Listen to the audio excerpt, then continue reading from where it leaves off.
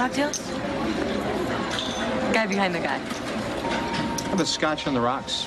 Please, any scotch will do, as long as it's not a blend, of course. Single malt. Glenlivet, Glenfiddich, perhaps, maybe even a Glengow, any Glen. Scotch on the rocks. Here, and I'm going to pull me a trade. Jon Favreau and Vince Vaughn starring in the classic movie Swingers, which Favreau wrote as well. Beyond making famous lines like Vegas, baby, Swingers set Favreau on a path to becoming one of the most successful and sought-after filmmakers in Hollywood. His directing resume includes massive hits like Elf, Iron Man and its sequel, The Jungle Book, and the 2019 version of The Lion King, which made more than $1.6 billion at the box office, while introducing groundbreaking visual effects. The married father of three also created the wildly popular Star Wars series, The Mandalorian. Now, Favreau is putting all of that experience behind an extraordinary new series about dinosaurs called Prehistoric Planet.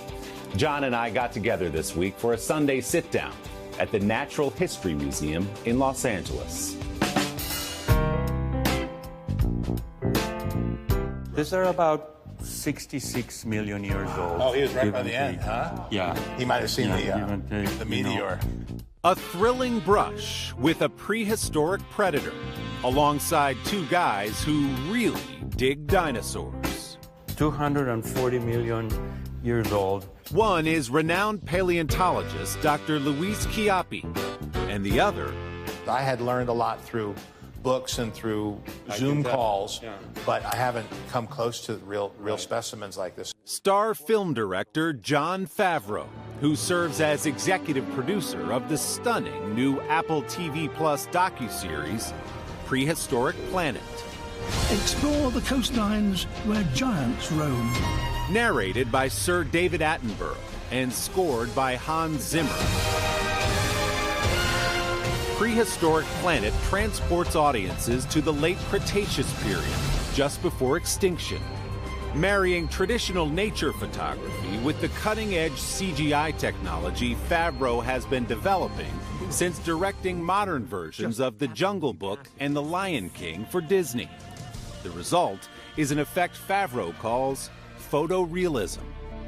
We got a couple of your buddies here, T-Rex and Triceratops, it looks like. That's it. Yeah, they look like they're going at it, too.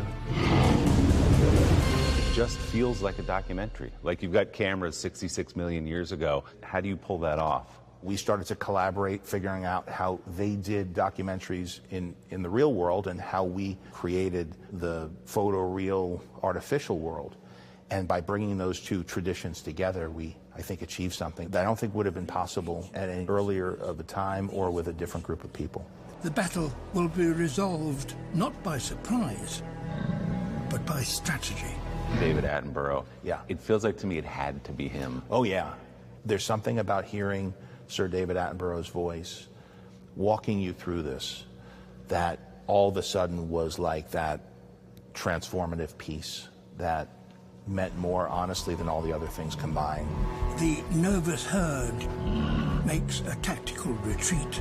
My one complaint is every time the music is uplifting, I'm feeling good about a dinosaur, the score changes. Yes. And Attenborough says, but a predator is lurking. Good stories know how to incorporate all of that and contextualize it. And ultimately, hopefully, in a way that makes you think, but it's so beautiful in spite of all of that.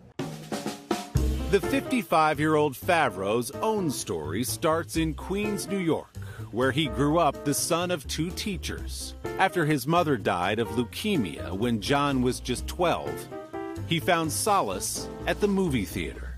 I remember spending a lot of time with my dad, and he loved movies. I love movies. He really introduced me. This is, pre-VCR days. My dad would always, if he saw something cool that he thought I'd like, he'd bring me to them, and we'd watch movies a lot. And I think I always loved storytelling. When college didn't work out, Favreau briefly tried Wall Street. And when Wall Street didn't work out, he tried improv. And you make the natural leap from Bear Stearns to Second City. Of course. Just the way it's done in show business. I'd gone cross country, so I had stopped in Chicago Yeah. and saw people performing on stage. The first night I went to watch a live show was Chris Farley on stage. And Wow. I was like, these people are good here. I didn't realize I was looking at a generational talent.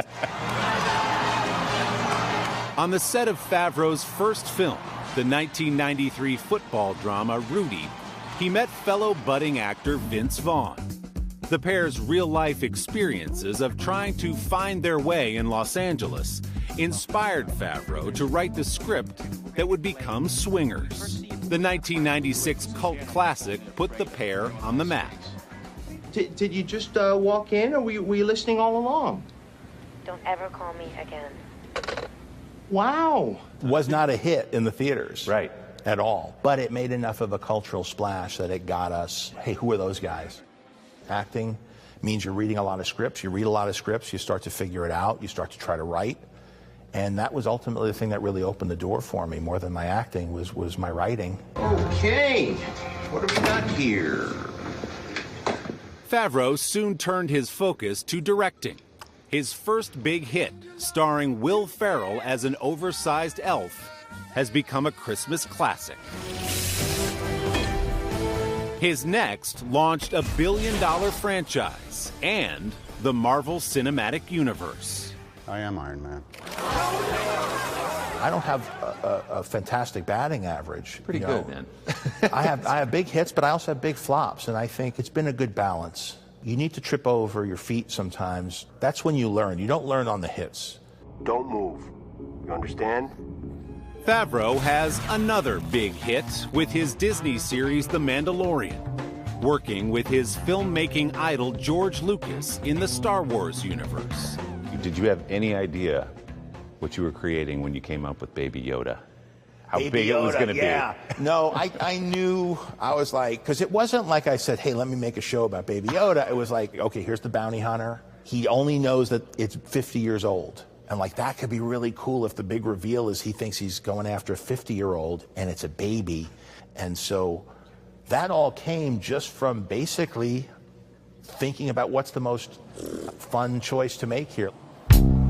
If you think Star Wars and Marvel have very active and vocal community, yes. The paleontology community equally as invested in everything. Favreau offering a fresh look at the lives of dinosaurs and some perspective on our own. I mean, us as a species, we've been around for, hundreds of thousands of years. They were around for, hundreds of millions of years. It can lead to an existential crisis when you think about that, how insignificant we actually are. It's good. It's good to, it's kind of good to keep both things. Like, you have to see yourself as, the most important center of the universe, but also an insignificant speck at the same time. Right. And if you could balance those two things, it kind of prepares you for life's challenges and puts a proper perspective on things.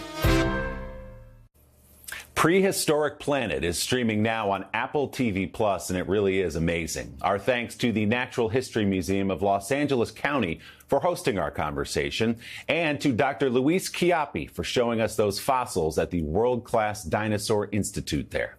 Don't forget to subscribe to the Sunday Sitdown podcast to hear the full interview with Jon Favreau. It is a good one for all you fans of Iron Man, The Mandalorian, or dinosaurs. You can find that on Apple Podcasts or wherever you get yours. Hey, thanks for watching our YouTube channel.